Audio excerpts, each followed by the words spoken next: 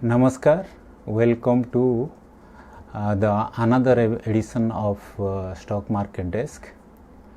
Last episode में मैं बताया था 4 फंडामेंटल फैक्टर्स जो कि आपको हेल्प करेगा एक स्टॉक को या एक कंपनी को एनालाइज करने में। जो 4 फंडामेंटल फैक्टर जो मैं बताया था वो था sales growth, profit growth, return on equity that is ROE and ROCE return on capital employed. आज और कुछ फंडामेंटल फैक्टर को हम देखेंगे, बट वो फंडामेंटल फैक्टर बताने से पहले मैं ये बताना चाहता हूँ कि आज मैं ये एपिसोड को हिंदी में रिकॉर्डिंग कर रहा हूँ क्योंकि बहुत सारा मेरा स्टूडेंट्स है और बहुत सारा जो फ्रेंड सर्कल में लोग हैं वो लोग मुझे रिक्वेस्ट किए कि जो उड़िया में जो आप एपिसोड बनाते हैं वो थोड़ा समझ में नहीं आ रहा है, तो हम उसको उसका बेनिफिट हम नहीं ले पा रहे हैं। इसीलिए आप अगर हिंदी में या इंग्लिश में आपका एपिसोड अगर चलेगा तो वो हमको ज़्यादातर फ़ायदा होगा। इसीलिए मैं सोचा कि हम ये जो एपिसोड है fundamental factors in stock market, इसको हम हिंदी में रिकॉर्डिंग करेंगे। इसीलिए जो अदर फंडामेंटल फैक्टर्स को जो मैं आज बताने वाला हूँ तो उसको हम हिंदी में एक्सप्लेन करेंगे। तो 4 फंडामेंटल फैक्टर हम डिस्कशन किए थे लास्ट टाइम। वो था sales growth, then profit growth, return on equity and capital employed. तो ये 4 चीज़ को आपको देखना था एक कंपनी बिफोर इन्वेस्टिंग। और क्या क्या फंडामेंटल फैक्टर है उसको हम देखेंगे कि before investing that you should analyse the stock from these angles. Very important parameter एक स्टॉक को एनालाइज करने में, मार्केट में स्टॉक का जो परफॉर्मेंस है उसको एनालाइज करने का एक फैक्टर है that is called PE ratio, price to equity, price to earning, PE ratio. That means price, current market price to EPS of a company. So price to earning or price to EPS, that is PE ratio. और एक factor है that is PB ratio, that is price to book value ratio. Price to book value ratio, that is also another factor that you should consider while analyzing the fundamentals of a stock. Another factor बताएंगे that is called free cash flow of a firm. Free cash flow that is जो company simple language में इसको बताएं तो company का सब कुछ जाने के बाद जो पैसा बचता है, everything that all obligations are met, interest is paid, all expenses, operating expenses, everything is made. तो उसके बाद capex is made. Okay, capex मतलब कैपिटल एक्सपेंडिचर जो होता है कंपनी में लॉन्ग टर्म के लिए इन्वेस्ट करते हैं, वो सब जाने के बाद जो बचता है फ्री कैश फ्लो जो है।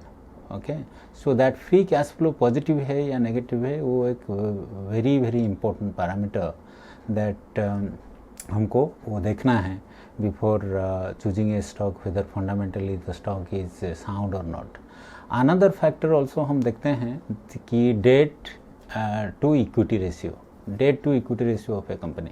ऑल दीज फैक्टर्स जो मैं बता रहा हूँ ये सब मैक्सिमम है कि रेशियोज़, फंडामेंटल रेशियोज़ कि हम इसको सब कंपनी का इनकम स्टेटमेंट से या बैलेंस शीट से या कैश फ्लो स्टेटमेंट से हमको इसको एक्सट्रैक्ट करना है।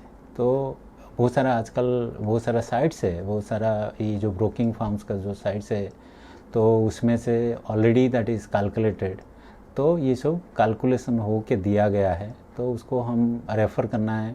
एंड उसका हमारा main job is to analyse ये सब जो ट्रेंड है, जो सपोज PE रेशियो का ट्रेंड है, PB रेशियो का ट्रेंड है, या डेट इक्विटी रेशियो का ट्रेंड है, या सेल्स ग्रोथ का ट्रेंड है, प्रॉफिट ग्रोथ का ट्रेंड है, रिटर्न ऑन इक्विटी का ट्रेंड है, रिटर्न ऑन कैपिटल एम्प्लॉयड का ट्रेंड है। सो ये सब ट्रेंड हमको देखना है। और एक फैक्टर वेरी इंपॉर्टेंट फैक्टर मैं बताऊंगा कि कंपनी का जब आप देख रहे हो वो स्टॉक का देखिए कि जो प्रोमोटर्स का जो होल्डिंग है उसका प्लेज परसेंटेज कितना है। अगर कोई कंपनी अगर ज़्यादा प्लेज हुआ है, दैट मीन्स वो कोलेटरल टाइप दे के बैंक में या कोई फाइनेंशियल इंस्टीट्यूशन में दे के उसको फिर लोन लिए हैं, तो वो एक नेगेटिव फैक्टर है। तो हमको देखना है कि कोई कंपनी मैक्सिमम प्लेज नहीं करना चाहिए, सो दैट मीन्स मिनिमम या ज़ीरो प्लेज होना चाहिए शेयर्स। तो वो प्लेज एक अच्छा फैक्टर नहीं है। So that pledge of percentage shares that is pledge by the promoters, ये भी एक फैक्टर है, हमको देखना है। देन हमको भी देखना है शेयर होल्डिंग पैटर्न कैसा है, कंपनी का शेयर होल्डिंग पैटर्न कैसा है। That means foreign institutional investor FII का होल्डिंग कितना है, DII that is domestic institutional investors का होल्डिंग कितना है, रिटेल इन्वेस्टर का इन्वेस्टर होल्डिंग कितना है। तो share holding pattern is also one parameter which we should see. और एक बात मैं बताना चाहता हूँ कि ये जितने सारा रेशियोज मैं बताया, ये सब रेशियो को आपको इंडस्ट्री ट्रेंड के साथ या इंडस्ट्री का एवरेज के साथ उसको हमको कंपेयर करना है। सपोज़ P रेशियो कंपनी का कितना है, इंडस्ट्री का कितना है। मतलब इंडस्ट्री का सपोज 10 P में चल रहा है और आपका कंपनी का है 20-30 P, तो बहुत तो हाईली प्राइस्ड है। तो इसलिए ऑल दिस पैरामीटर्स जो मैं बताया अभी, तो ये पैरामीटर को हमको कंपेयर करना है इंडस्ट्री के साथ। इंडस्ट्री के साथ कंपेयर करने से हमको पता चलता है कि ये कंपनी का परफॉर्मेंस विसा-वी इंडस्ट्री में क्या है। तो वो एक हमको एक बड़ा इंडिकेशन देता है कि इंडस्ट्री में ये कंपनी का पोजीशन क्या है। तो देयरफॉर ये जो जितने सारे रेशियोज जो मैं बताया, एक एक करके फिर से हम नेक्स्ट एपिसोड्स में हम एक एक करके इसको एनालाइज करेंगे, इसका इंटरप्रिटेशन हमको कैसे करना है और इसका स्टॉक मार्केट के ऊपर क्या फ़र्क पड़ता है। Thank you very much.